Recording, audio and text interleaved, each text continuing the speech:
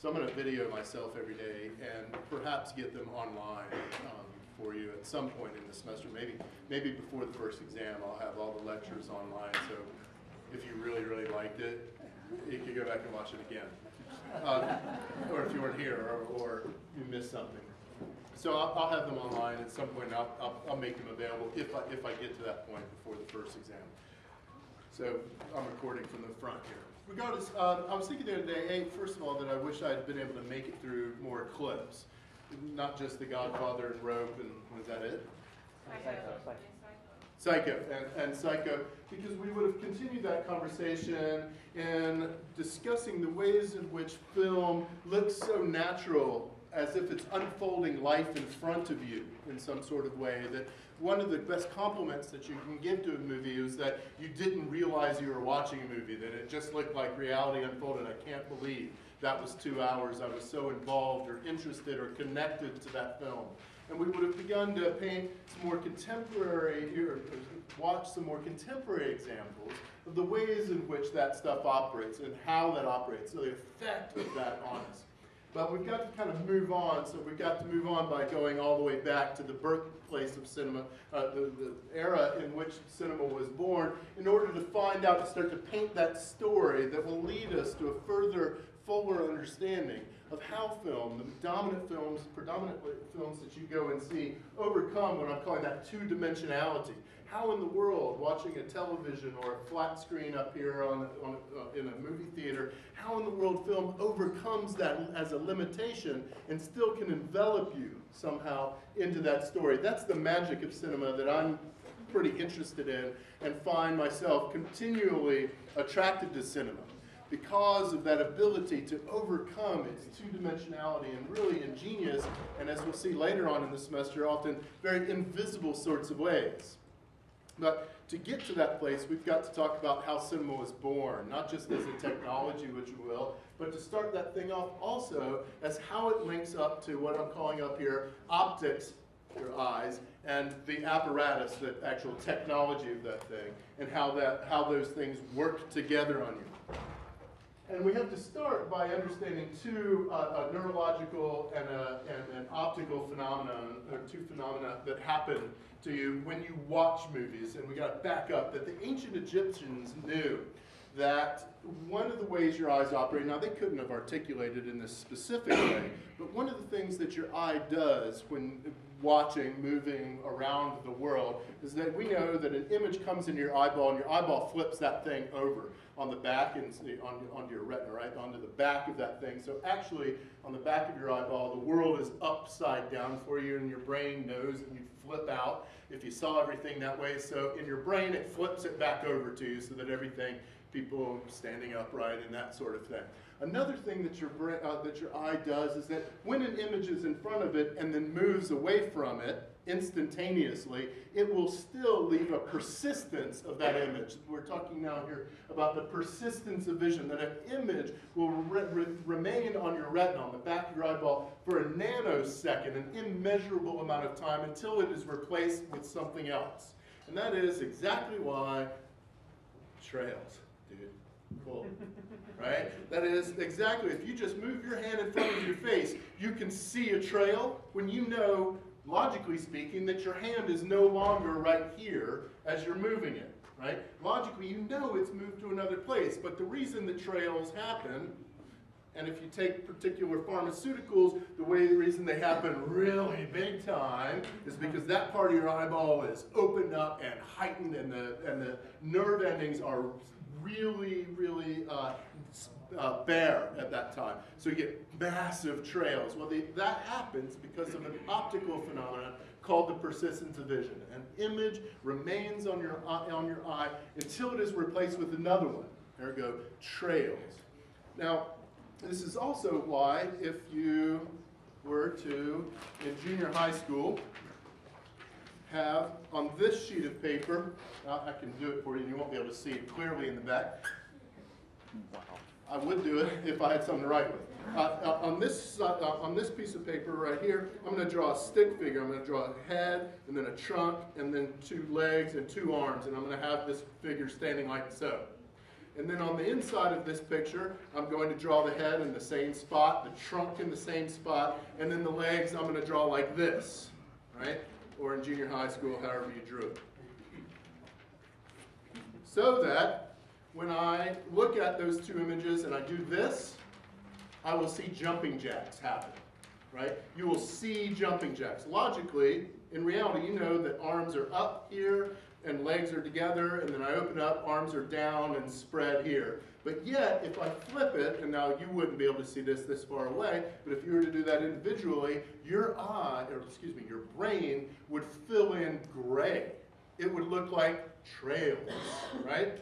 Now, how in the world does that happen? Because we know, unlike this trail, my hand has moved on, we know, logically speaking, that there are only 2 points here, arms up and arms down, or legs together, legs spread, right? But your brain sees this, or your brain sees it on your eye, as a quantum leap, that time and space were just interrupted, so movement had to have happened, so your brain fills that in for you, and you see trails. Because it goes, well, that couldn't be the case.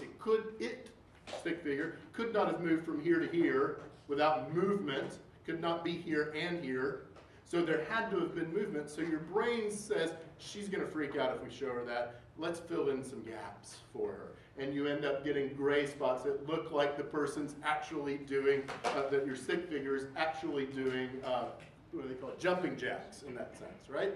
So your eye, there's an optical phenomenon, the persistence of vision, works together with this phi phenomenon, the neurological phenomenon, that says movement must have happened.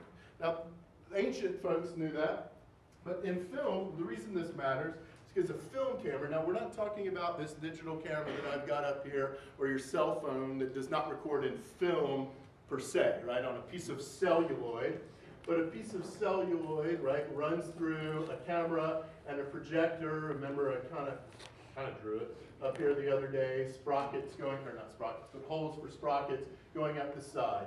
And that what's happening is that a film camera is taking roughly 24 frames per second. We call it 24 frames per second, right? So a camera, again, a film camera, not a digital camera, but a film camera's aperture opens and closes 24 times a second. In reverse, on a projector, opens and closes 24 times a second. So it's showing you 24 individual moments in sequence. And hence, if the phi phenomenon was not occurring, if your brain didn't do that, you would see, if I walked across screen on a film, you would see me go like this, right? Because I'm in a different position here and here and here and here, and all 24 times every still picture every single second. So your brain, through that phi phenomenon, goes, no, movement had to have happened, and so you see me walking across screen like this. It fills in the very, almost immeasurable movements that happen 24 times a second, right? I mean, it's very, very minute, those movements, but your brain fills in that space as well and makes it look like it is a fluid thing. Now, you might have watched films, and we'll see clips from numerous films throughout the first couple weeks of the semester that are recording at something like 18 or maybe even 16 frames per second. So you might look back at an early Charlie Chaplin film or something, and it looks like he walks everywhere like this, like herky-jerky. If you've watched any of those clips, that's because they're taking fewer pictures per second, and your brain can't quite fill that amount of gap in. Right? Did I mention the other day that when you watch a movie, you actually see a lot of black space? Did I mention that part, right? Because between every frame is a black line, right? Because it's one picture and another and another.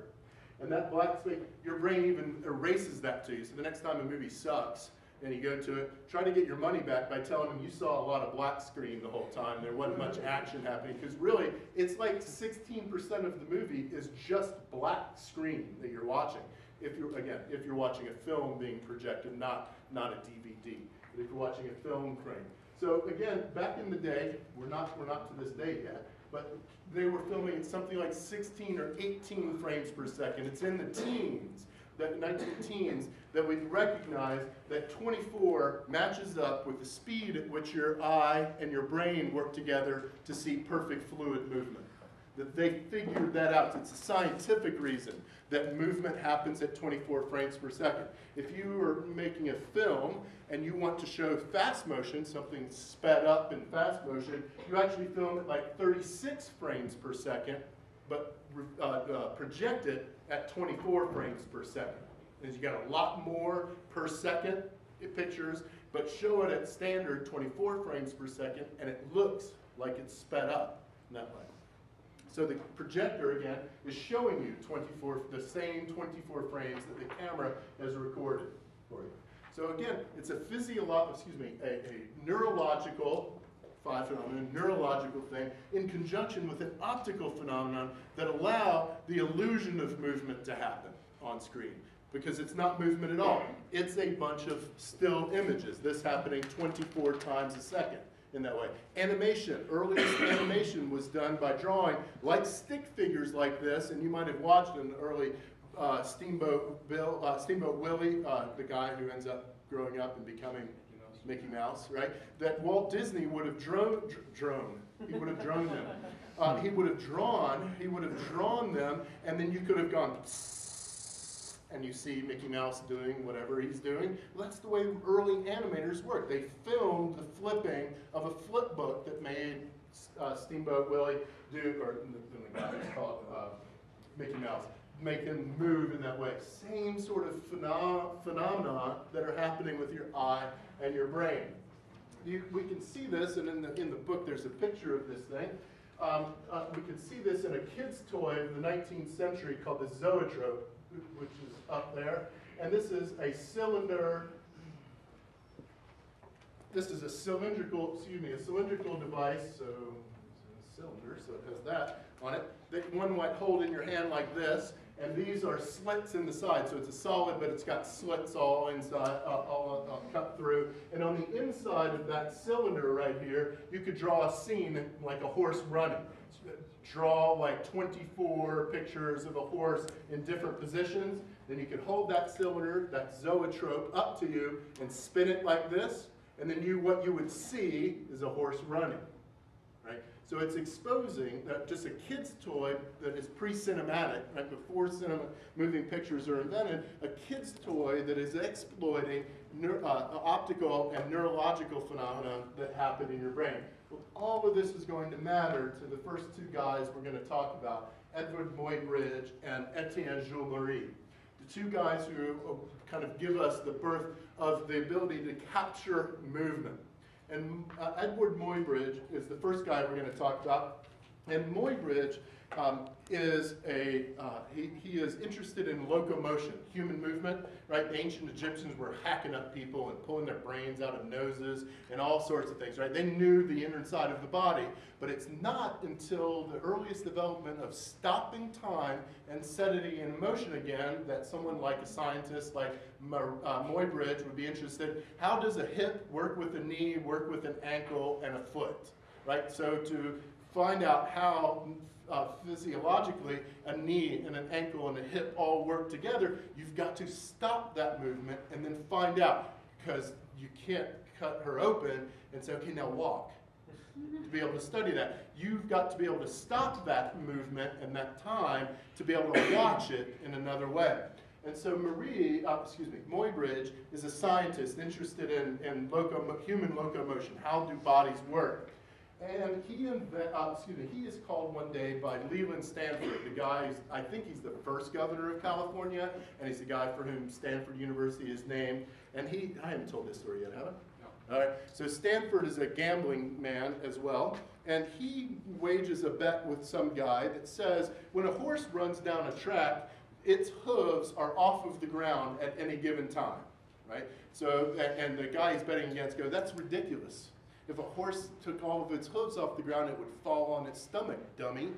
And Stanford goes, no, I don't think that's the way it works. Right now, we look at that bet and say, that's so foolish, right? That's ridiculous. Of course we know that's the case.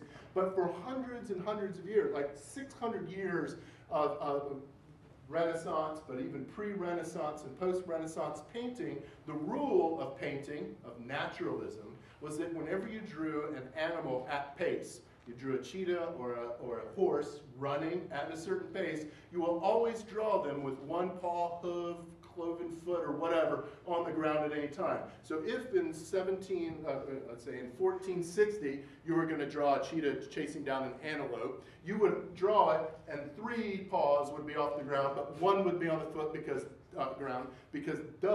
it would fall on its stomach.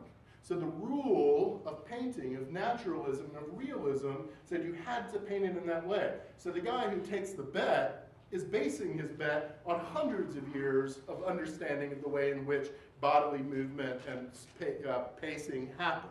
So it's not as absurd a bet back in the day as you right now. Like, oh, that's just idiotic. So Stanford hires Muybridge, who's a famous photographer also now at this time.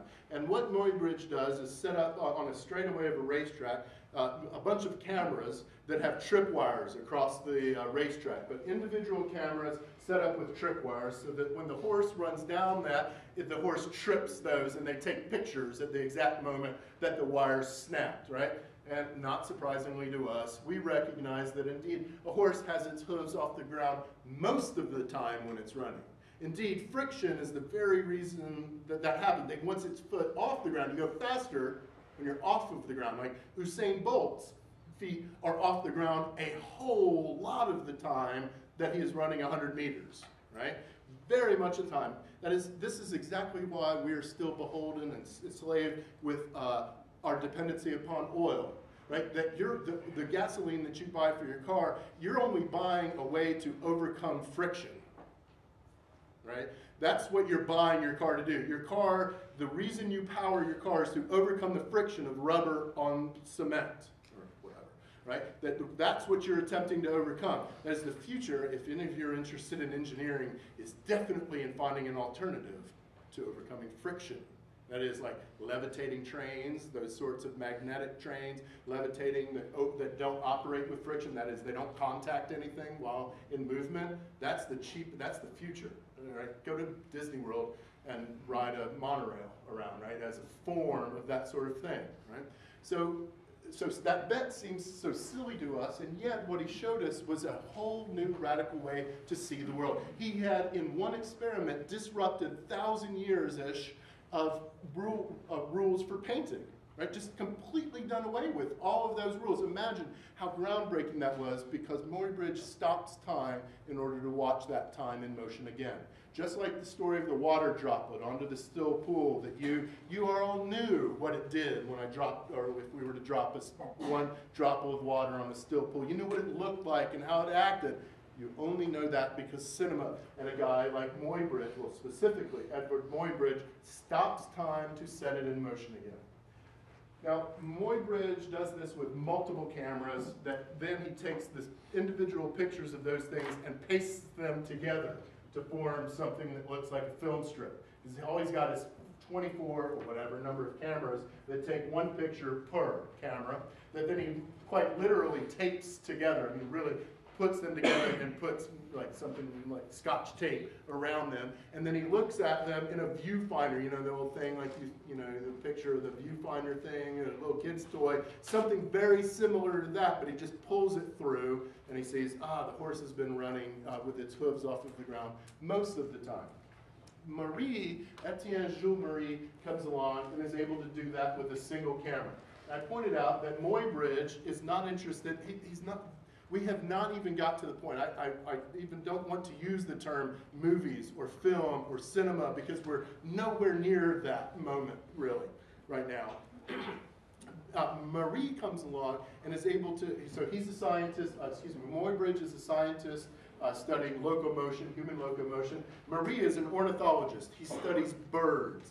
And he wants to know how birds fly. Remember, we're very much struggling around with this. And indeed, significant reason that Orville and Wilbur Wright are able to develop the airplane in 19... when did they build the first airplane? Anybody? Like 1910-ish?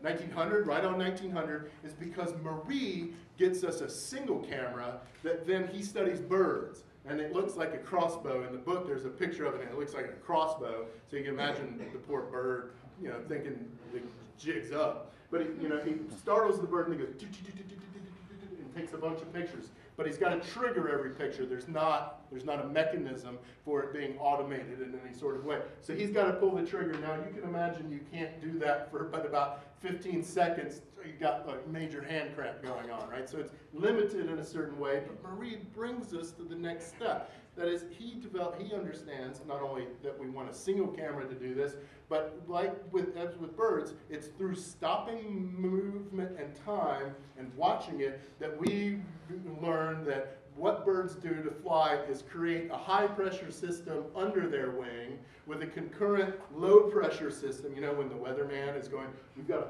high pressure system coming across the Midwest, you know, and all that crap. Well, that's exactly what birds do. They create, obviously, exceedingly small, high pressure systems under their wings that give them rise, and then low pressure system under their wings, which gives lift.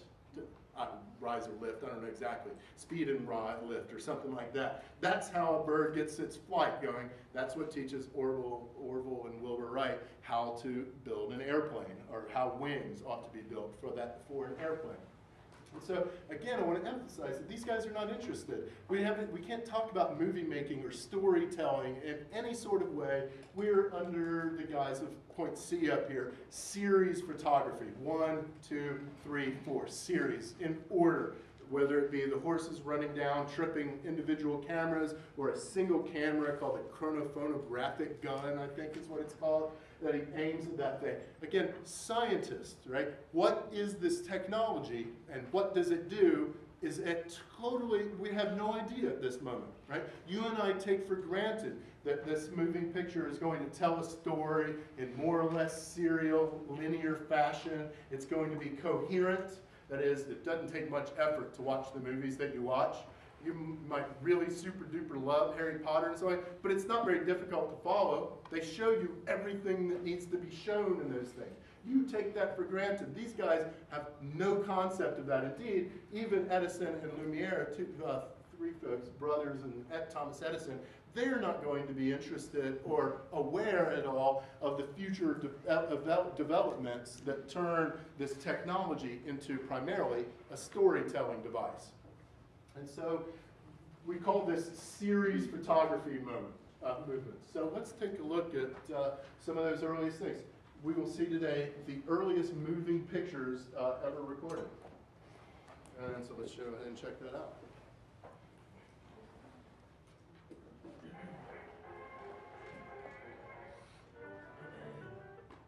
So we're in the 1880s or 70s.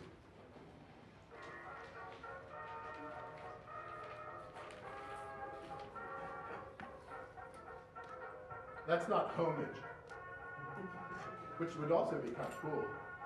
Homage. Sorry, the DVD is made by some dude named David Hansen. It'll get a little bit better than this in a minute. Not much. So these are all by Edvard Muybridge. So he's just showing you individual pictures. Now he's going to show you those still pictures. 1, 2, 3, 4. Now he's going to put them in motion for you. See how jumpy it is? Many fewer than 24 frames per second, so it jumps a lot with movement.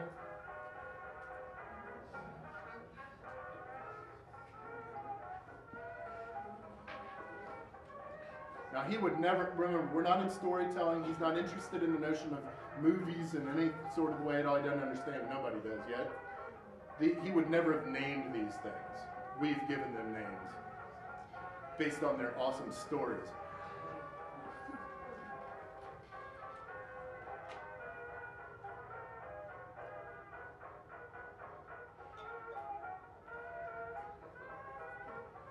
Why are you giggling? I just freed you and released all the rest of you to giggle. Why are you giggling? Like, really, I'm not charging you with anything. Why are you? It seems that the first kind of motion pictures is all about nudity. All about nudity. You haven't seen anything but. Yeah. Anyway, right. Sorry, that's so lame. I withdraw this last statement, please. We weren't recording that.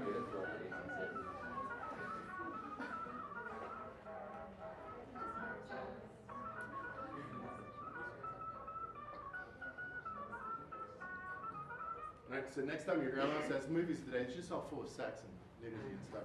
He said, it's been that way since the very first things ever filmed, right? The very first things that have ever been filmed by, or moving pictures were generated with nude women only. Yeah. What was the name of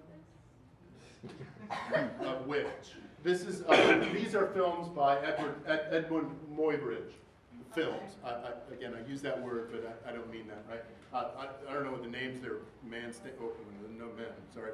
Women jumping from rock to rock. Can't you see him filming the thing? Why were they nude?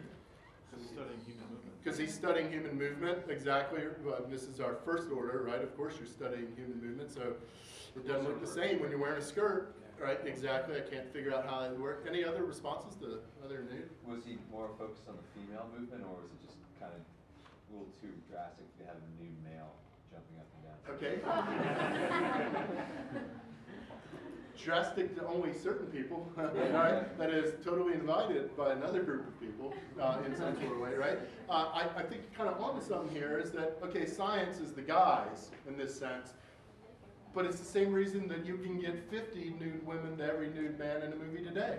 That the patriarchy and sexism that have dominated Western culture since Odysseus came home and goes, "Yo, Penelope, what's up?" You know, totally, it has been the dominant mode, right? That it is no different today than then, right? It's more acceptable, it's more beautiful, it's whatever it happens to be. It's the same patriarch order. I'm not arguing with it, though I might in certain instances, but it's an example of the ways in which a patriarchal, sexist, and hierarchization of gender roles has taken form. It's exactly why it's the same case today, right? In that way. So yes, he's interested in locomotion. You need to be nude, but of course, you didn't need the baby. Right? Naked little girl on there as well. Well, don't worry, we'll get to some shirtless guy here in just a moment. I'll satisfy that part of it. Right? So again, not interested. We're just calling this serious photography. Not at all interested in that. They are interested only in this thing as an apparatus, as a technology. These next two guys that we're going to meet, Thomas Edison and Augustin Louis Lumiere, are going to move us into it doing something, a routine. As I really hope it's not the case, or I know it's not the case, that the internet today is going to be the same internet that happens to my grandchildren or that they experience in the future, right? It would be pretty boring if all they're doing is checking updated scores or highlight reel or fail videos or Bella memes or something like that. Have you seen the great new Bella meme that goes around that says, Bella from Twilight? It says, first I was like, and then I was like, because she doesn't do anything.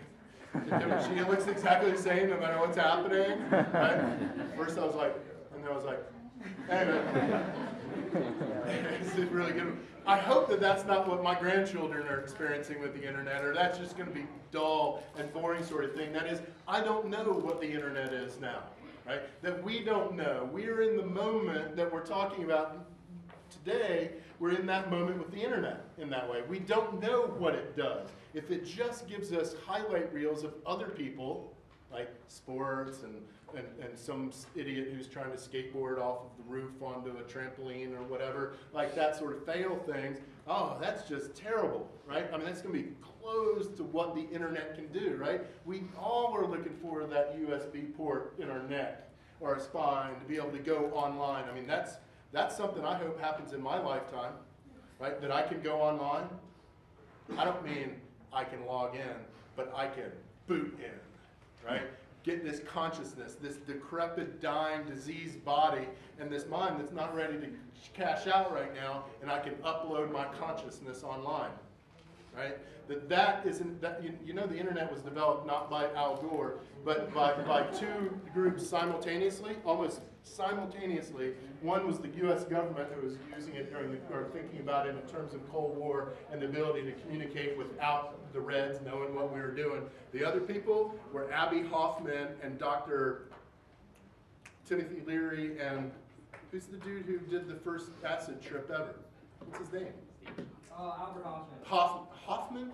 Yes. Hoffman, Albert Hoffman, so not Abby, the comedian guy, but Albert, right? So Dr. Hoffman is the guy who, like, accidentally invents what we now call LSD or acid, right, as an antipsychotic drug, which, by the way, if you don't know this, LSD is actually now is being prescribed, like, once again, as an antipsychotic. Isn't it also for cancer, like terminally ill? Yeah, exactly right. Regardless, those people were thinking about consciousness, expanding consciousness, guys who went on the electric Kool-Aid acid test sort of thing. Those guys are thinking about expanding consciousness and work with computers in the 1950s, thinking about consciousness and computers and getting consciousness online. And now, while some of you might be sitting out there thinking either you can respond with a sort of a Judeo-Christian response to that and be like, I ain't playing God.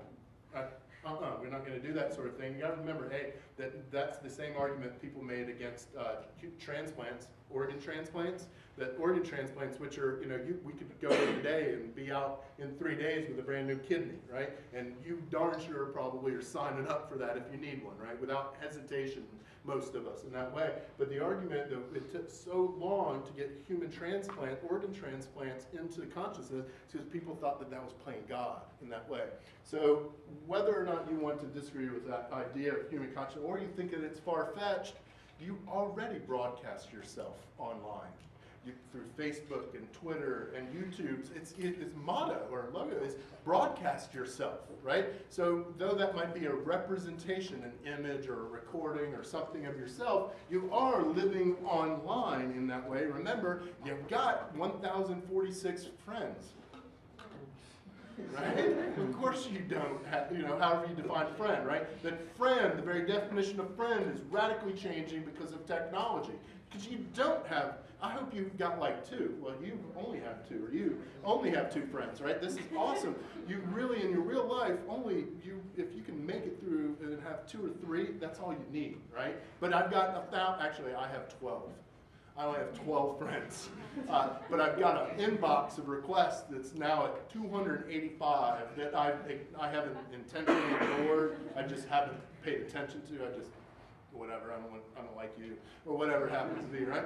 But you're already living online, you already associate online, you have communities online. Wouldn't it be a fuller, richer experience if you could go there?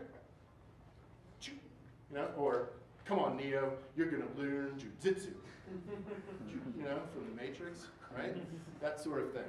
Who's to say that that's not the evolution of what we generically refer to as the internet? Oh, here comes Jim. He looks like a whole bunch of electrons. Right, because it would be a solid state drive that I would be on. Right, exactly. Anyway, see, we got the computer guy up here, everything, right? So let's move on to the next guys, right? So Thomas Edison is an inventor who still owns maybe more patents than anybody in the United States history other than Bill Gates and Microsoft. I think at some point Bill Gates passed, or Microsoft Corporation passed Thomas Edison on the number of patents.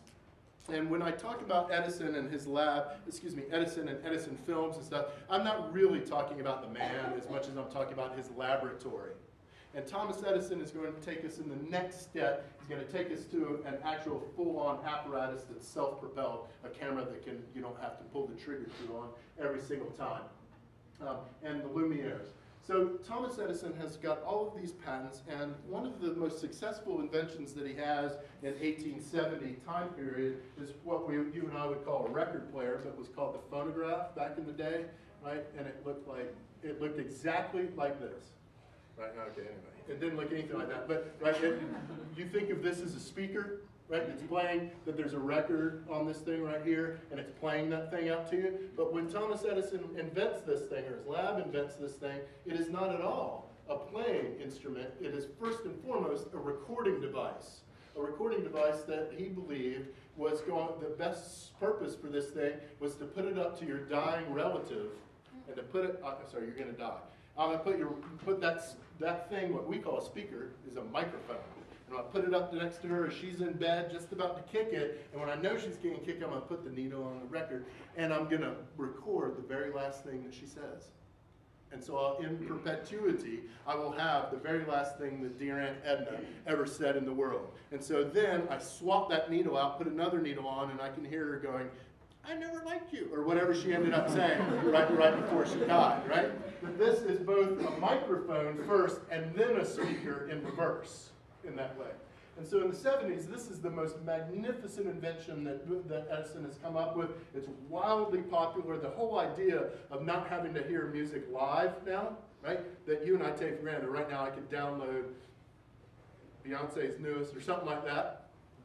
I could download that. We take it for granted that that's what music is. But this invention radically shifted what music was. It used to be only live performance, only live performance in that sense. So radically significant invention that then moves away from just a deathbed sort of recording device into being able to broadcast music in that way. He invents, in his laboratory invents a moving camera that we call the kinetograph, right? Movement recorder.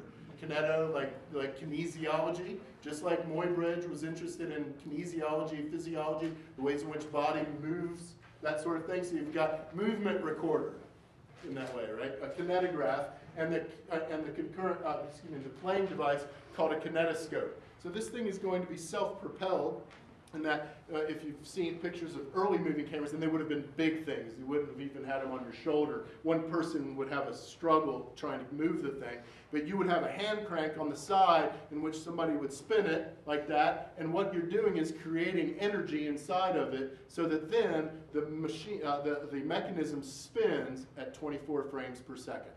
Right? So you're creating the energy because you're not plugging it in because electricity is still at issue in the 1870s. You're creating the energy inside of it that then will automatically run and take 24, or really it's about 18 still this time period, about 18 frames per second. So you gotta crank it and it'll run for a period of time, and then you've got to reach that energy bar back to the top, and you just got to keep enough energy, or the machine would just go do and stop. Right? So the kinetograph is the camera, and the kinetoscope is the way in which you view those movies, and there's a picture of it right here. Oh, no, there's not. Go to the main menu. No, go to the main, there you go. Mute. This guy is looking into a kinetoscope, right? Movement viewer, scope. Movement viewer. This guy's looking into a kinetoscope, and this side would be closed up. There would be a door on this side, and inside of that door would not have been sparkles, but would have been a film reel, a length of film like this, wound like this over a pulley system that ran like this. This guy's, okay, so this drawing's not here anymore. This guy's looking into a device right about here, and he's looking down at this film strip as it runs across this lens right here. And it's looped, so you see these are on pulley system right here, right? And it's running through like that, and so you would have looked into this and seen the movies that I'm just about to show you. That is, all by yourself. You would have been looking into a little viewfinder window like this. Inside of that would have been this looped film that was running in front of you, and you'd watch the 20, 40-second max sort of film moving in front of you. And so we're going to check out a couple of those things. You can see he's got his iPad plugged into the thing too, but he's not listening to synchronized sound, right? Synchronized, NSYNC, right? Did I talk to you about NSYNC? Or It's Gotta Be Me? Oh, man. So NSYNC, you know, Justin Timberlake, right? Mm-hmm. Right, okay, right. They get their name from being NSYNC because they all dance exactly the same the whole time. One of my favorite music videos of all time is It's Gotta Be Me. And they're like little Ken dolls standing on that, you know, there's a girl walking through like Toys R Us sort of store, and they're on one of the shelves, and they're like going like, pick me, sort of thing, right? And the girl walks around, and then she decides somehow to pick these guys. Oh, miraculous, she picked them. And she takes them to the cash register, and as soon as the cashier scans them across the UPC reader, if you remember, beep, and the machine in which it beep, and as soon as it does beep, it turns them into real people. Isn't that cool that K-Fed, wait, no, yeah, K-Fed was in NSYNC? What did I say? Who's in NSYNC? Justin Timberlake, sorry, K-Fed's a dancer with, yeah, right. Okay, so Justin Timberlake turns real. Right? That is, isn't that the perfect marker of the way in which American capitalism operates, that it's not real until you buy it?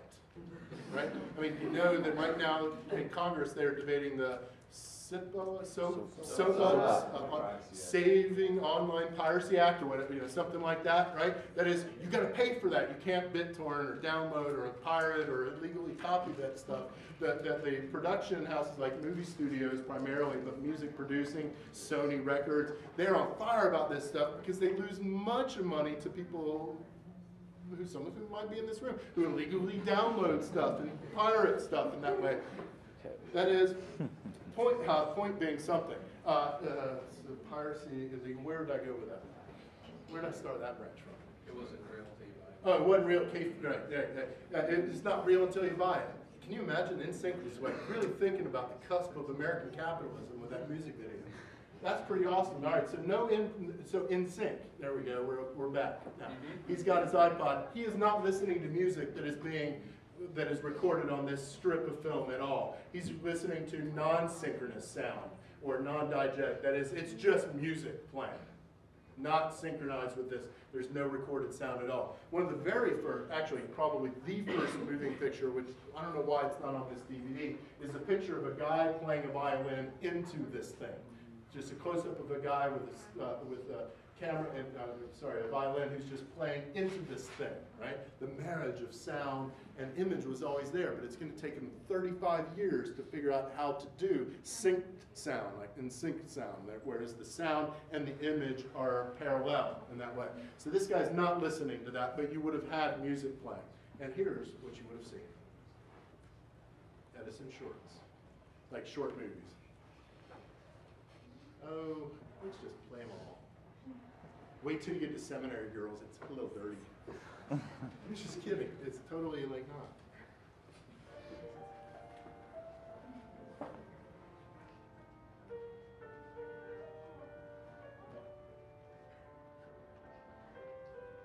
She was the Julia Roberts of her day, let me assure you.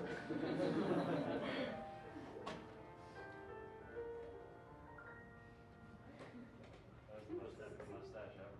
That was pretty epic.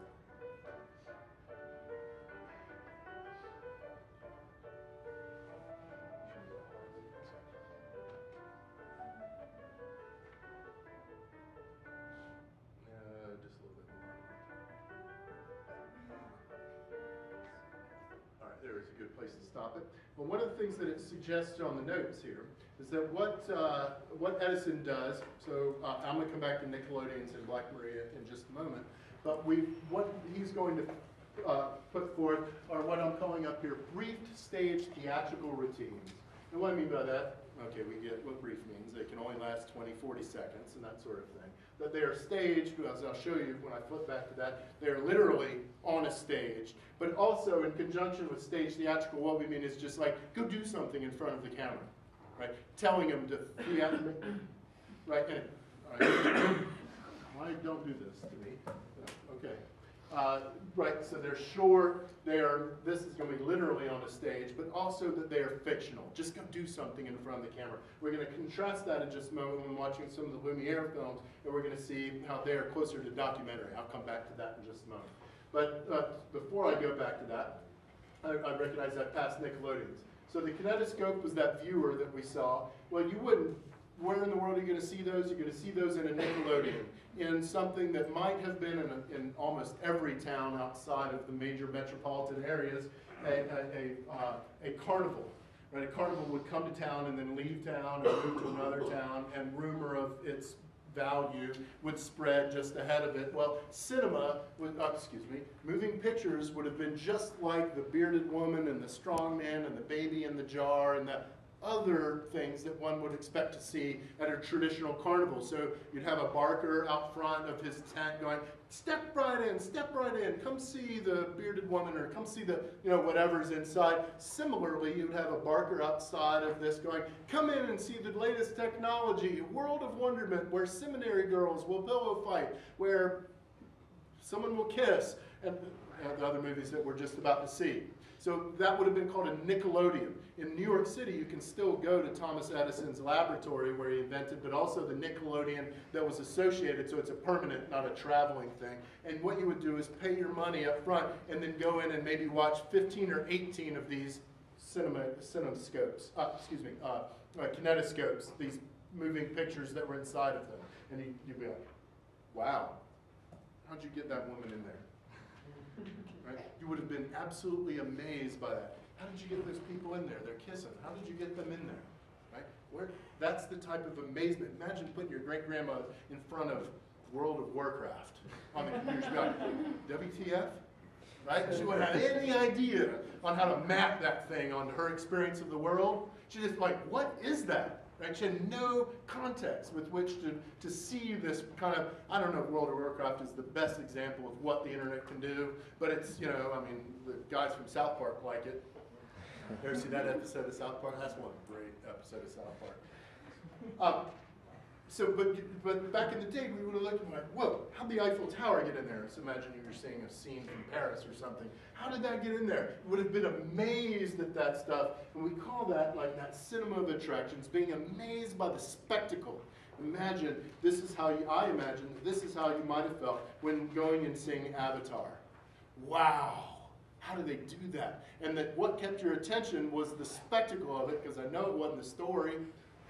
It wasn't a riveting story, the tale of bravery and war, and blah, blah, blah. Right? Not at all. It wasn't the story. It was the spectacle of the thing. In that same way that people would have freaked out. How did you get those people into that box? How did you get the Eiffel Tower or the Brooklyn Bridge, as we'll see in a minute?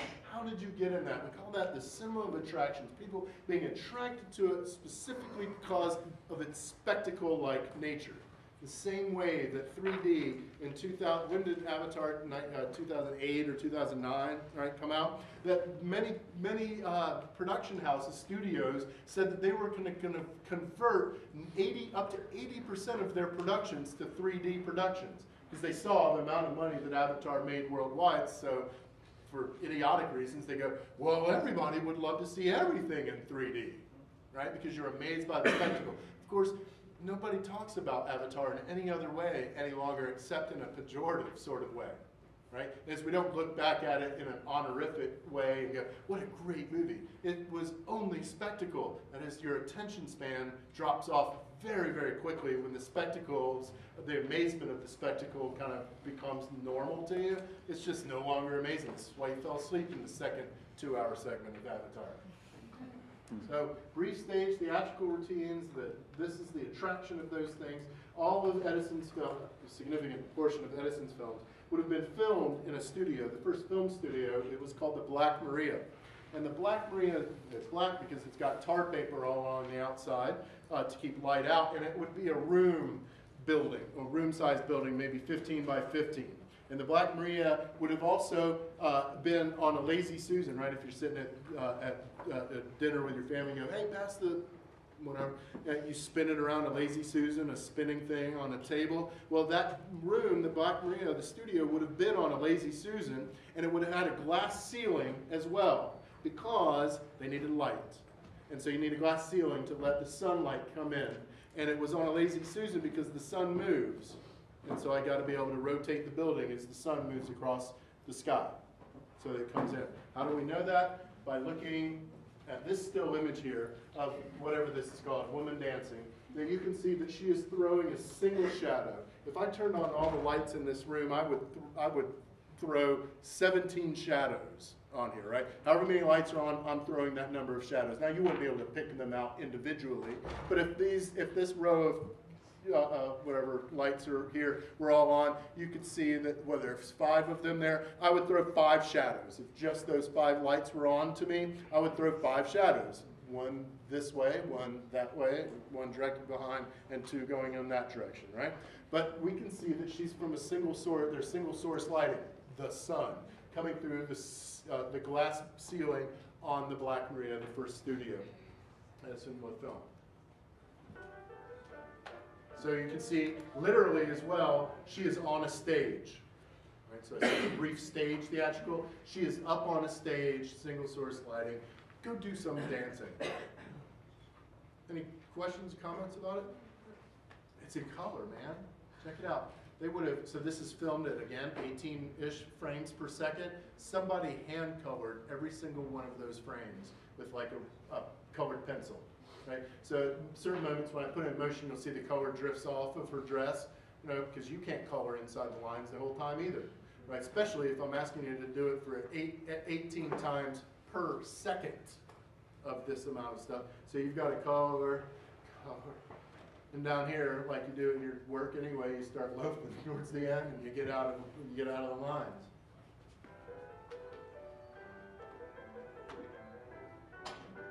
But the camera has not moved. You've not seen any camera movement. It's not panned left and right or up and down in any sort of way.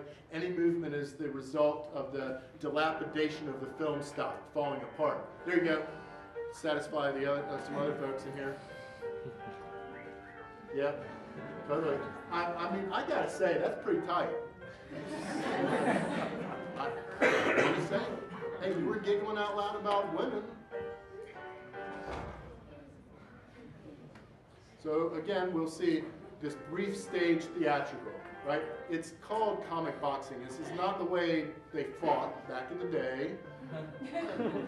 But you can see single source lighting, right? Everyone's throwing only one shadow. Right, the boxers and the judge are throwing single shadows. That means there's only one light source. We're inside right now filming. It would have been black because they put tar paper all around the outside to not let light come in at all, because it probably was a wood construction.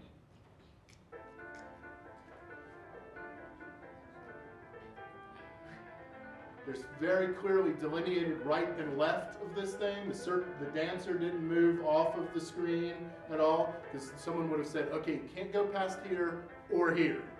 Same thing here, we've got clearly delineated. They moved the camera to such a place as to, so the edge of the cage is there, while Bubba's collecting $1 because his rooster did something to the other guy's rooster. Sorry, I can't say it. I can't do it. I can't go there.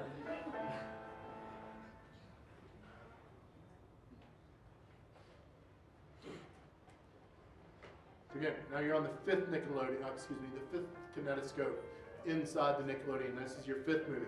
Again, we are inside, and this shows something even further than this, that Dilbert was pretty funny back then too. I'm just kidding. See, he's like, hey, did you read today's Dilbert? Now it looped. See, the exact same thing started over again?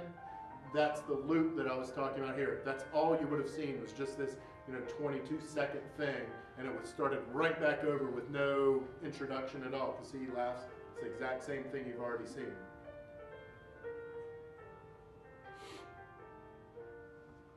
Now we're going to go outside for one of the rare instances where Edison's camera goes outside.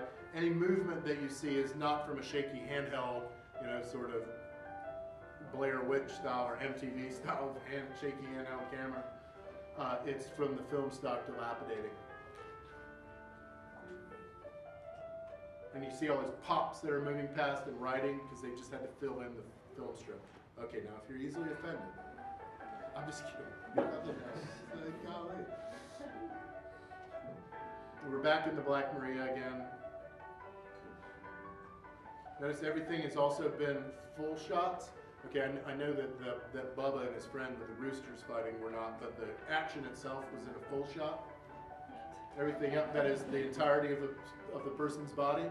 We will see up until 1915-ish time period that all movies are going to have only full shots. They don't ever edit to close-ups in any sort of way until the 19-teen, roughly that time period. Pardon me. Let's mute it before we come back to the Lumiere stuff, right? So we have to set ourselves, these look so simple to us and nothing happening, right? Quite really, nothing happening in these films. We have to remember that our amazement with these things would have been with the spectacle and just the former impossibility of seeing this stuff.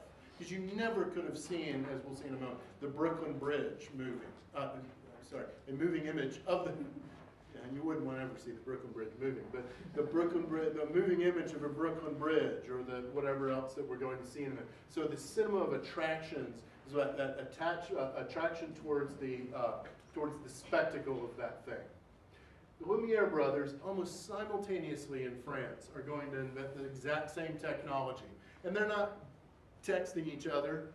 every single day, telling them what they've developed today. You know, they probably knew who Thomas Edison was. He was certainly well known in the northern Western hemisphere. But yet at the same time, they invent the technology, and they nicely call it the cinematograph and the cinematoscope, right? Cinema, you hear the French word for in movement in there, cinematograph and the cinematoscope. They also, their major contribution to this, the earliest evolution of cinema history, is that they are the folks who are attributed to projecting the first movie. Remember, Edison's films up to this point would have all been viewed by a single person individually, right? Hence the singular part. That Thomas Edison, the Lumiere brothers recognized that their cinematoscope is able, what they're going to do is to not make it a single viewing, but a viewing for a group of people. So that we generally call the birth date of film 1895, when the Lumiere brothers screened a movie called Train Leaving a Station. And if you've ever seen a movie called by Francis Ford Coppola called Dracula, Bram Stoker's Dracula, stars Keanu Reeves, America's greatest actor, and Gary Oldman, I think, plays Dracula in the thing. Well, you know, Dracula, who, by the way, if you ever read the novel, that is one awesome novel, but there's not a whole lot sexy about Orlok or Dracula at all in that novel, right? He's not like some hip, romantic, cool guy like Gary Oldman, who's wearing John Lennon glasses in 1885, right, and looking hip and cool like a Victorian. The dude has not moved from Transylvania for like 5,000 years. How would he know what the Victorians are wearing in London? Anyway, he comes to London that movie. In the movie, Dracula comes to London when he's scouting out the real estate that he wants to buy, and he's walking around London going, wow, this is amazing. I've been in Transylvania for 1,000,000 years, and look at this. He pokes his head into some place that they're watching Lumiere brothers movies in that movie theater. So if you ever watch that movie, Gary Oldman, I think he actually goes in and might sit down for just a little bit, and Coppola, the director of the movie, shows us Lumiere movies being projected on the screen there, some of which you'll see here in just a moment. So they're attributed with doing really the birth of movies. We roughly say is 1895 with the Lumiere's Train Leaving a Station, which is really a riveting feature. It's got a camera that's set up right beside a railroad track, and this train leaves the station and goes by the camera, and that's it. But there's a cool urban stories that go with it. And if you watch Hugo, anybody watch Hugo? They deal with this, and they show this urban myth. That is, we don't really know if it's true or not, but it sure is cool to think about it. When they first showed that movie, Train Leaving a Station, and people saw the train coming, they jumped out of the way.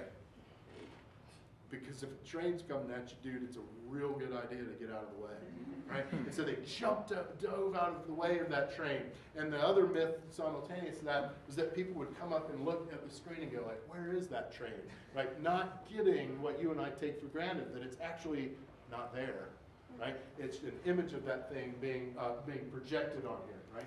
So do you get it? I just said 3 times the birth date of cinema is like 1895. I'm not always going to telegraph it just like that, but there you go. If you missed that question, shame on you. First film theater, got birth date of movies. The movie's called Train Leaving Station. Now, if Edison's films are what we call kind of fictional, right? In some real way, what we're seeing here is the first branch of film history taking off. That is, where is that pen? That is, if Edison, you don't need to draw this, but we're going to kind of come back to it throughout the semester. If cinema, the capability of projection, recording and projection starts, really 2 branches start out here, right? First, Thomas Edison's style, a branch that's going to be mostly associated with fiction films, right? Stage theatrics, in that sense. That the Lumiere brothers are going to do what I've called here actualities. You see the word actual in there. And this is going to become the line of development of cinema history we might call documentary. Rather than staging theatrics here, they're going to go out and find actual stuff to film in that way. And so the earliest branching of cinema history is between a fictional branch, and that's the branch we're going to spend almost our entire semester in.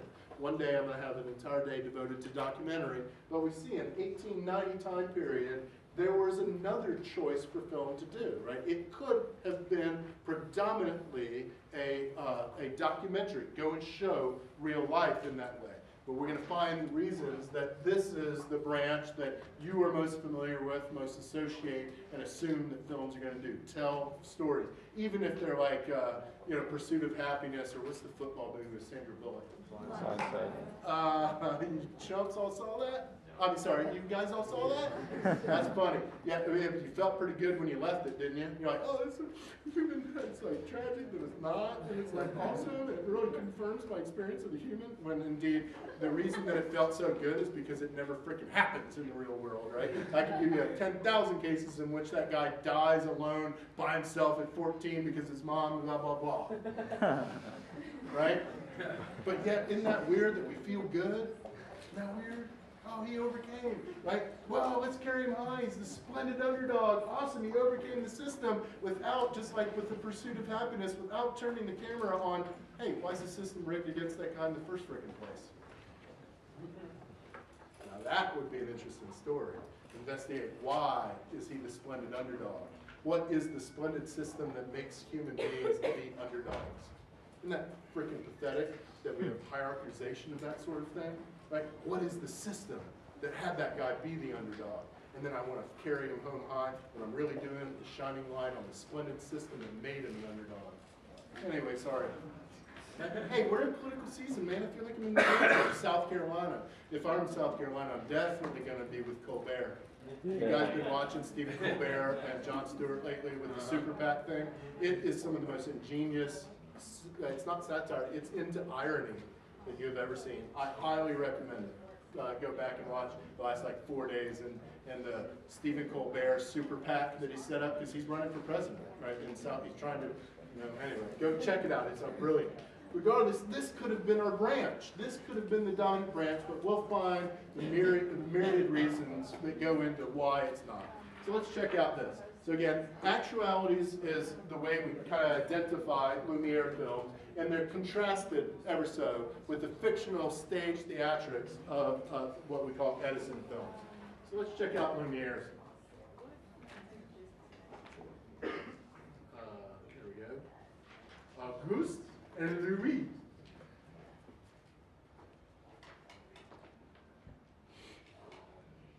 Now we won't see train leaving a station. So you don't have to jump out of the way. Did I mute it? Oh, it doesn't matter. All right, now look. I love each and every one of you a lot, but I'm not up here to tell you how to live your life. There'll be a couple of things I'm going to suggest, like don't sign up for the 0% credit cards that they try to offer you because that 0 turns into 24 like next month. Sort of thing. Don't do that. I'm going to suggest we not mix liquor and guns. There's just no business being together. Another thing I'm going to really suggest is don't do this. Don't dive into shallow water. Don't do that. It's not good, right? But if you think I'm preaching, just ignore me. Now, of course, this was, in a sense, staged, right? They brought the camera and people go, what's that? What's that? I don't know, go jump off the bridge out there, jump off the pier, sort of thing, in that sense, staged, but real life, right? People just gathered out clamming. And really, really cool here, like, the girl keeps looking at the camera, she's amazed, right? You and I take for granted the ubiquity of cameras all around, right? That cameras all around that radically change the way that you behave in the world, whether it be running red lights, those ridiculous things they got out there that keep catching me, or your camera phone, because on the part, here's another life lesson. Never say the phrase, hey guys, watch me. Right? Don't do that, right? Don't ever do that because it'll be on camera. Hey guys, watch what I'm going to do. Bad idea. But those guys, they're looking at the camera and they're like, can I look? Oh, look at that. And they look freely at the camera, like really that notion of how attractive the entire spectacle of the thing is that you and I take for granted.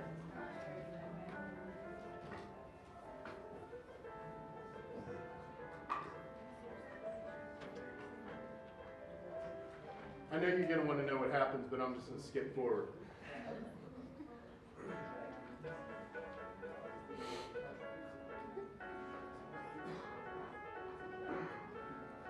Now, PETA was probably not on set for this, because one of these poor little horses is going to go screen left and not come back. I'm thinking that they were lost in the puck, you know. No, no, no! Goodbye, glue stick. Iron Horse, no! Have you not seen that movie? War horse. War Horse. Oh, sorry, Iron Horse. No, like, whatever. Wooden Horse, Odysseus, Iron Horse, War Horse. War Horse, no!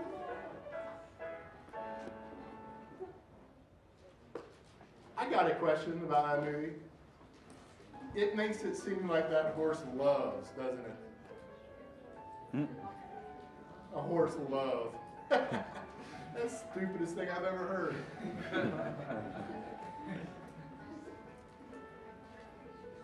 It's almost like Bella and Edward, right? Edward's like, I love you, so I'm not going to kill you.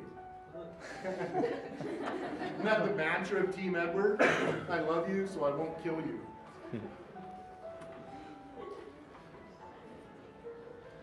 And Team Jacob's like, I love you and I want to eat you. Spider monkey. I lost my Team Edward keychain. All right, shush, shush. All right, in a 120 student class, okay, well, it's about 95 today, student class, which is pretty good. Thumbs up for attending. When you chitty chat, it bothers the other people around you more than it bothers the person you're chitty chatting to. It's like, don't you take my spoon? This is my oatmeal, and I'm going to take your spoon. I took your sheep a little while ago, and now I take your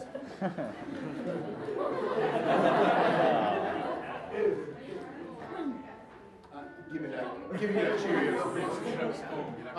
You can't even make your hand grab it. Your neurological system's not as developed.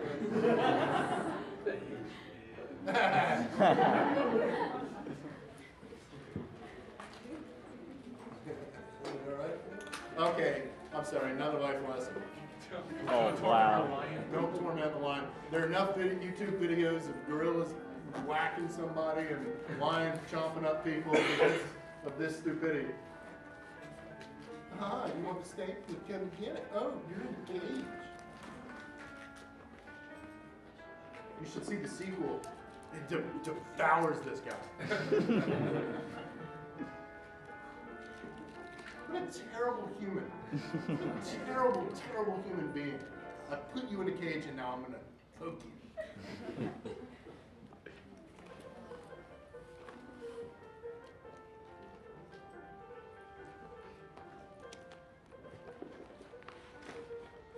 What a major technological advancement the moving pictures would have been.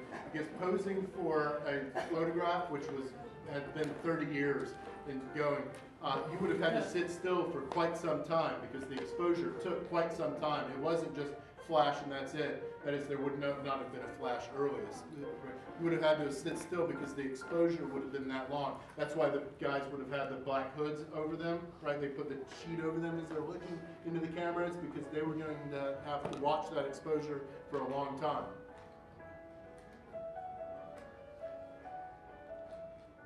So even though this is obviously some sort of staged little routine here, generally speaking, we don't want anything about drugs. Generally speaking, we say that these are actualities, closer to the documentary arm of cinema's development, these Lumiere brothers associated pictures, moving pictures. How many more there are on here?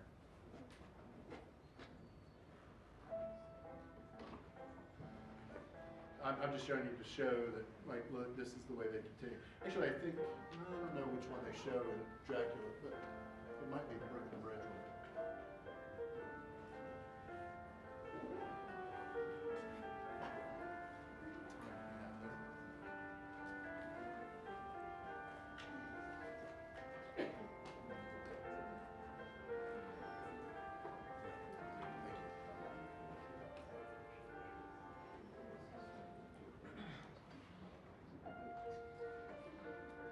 check out, Union Square has got to be, is a super busy place, right? 14th Street and Broadway in New York City, massively, just like it is here, really busy. But notice something that's happening that shouldn't happen in Atlanta in 2012. And that is people crossing the street haphazardly speaking, right? Just wandering across the street, like, get on the damn road, just for a road. You and I take for granted that cars have precedence no matter how much you jaywalk and don't really care. You got the idea that cars own the spot. Notice here that people are milling all across the street at any given place, right? That is the natural understanding, the learning curve that cars own the road is not learned yet, right? That there's a great article from the AJC or whatever the newspaper was called back in the 19th century in which someone laments at these automobiles who keep filling up the roads. Now I've got to walk with my head up. Right? Rather than I can't just walk and talk, I've got to think about automobiles. If you've ever been at a red light, particularly downtown, and started to cross and realize there's a car there, right? You know what hybrids are going to do to you?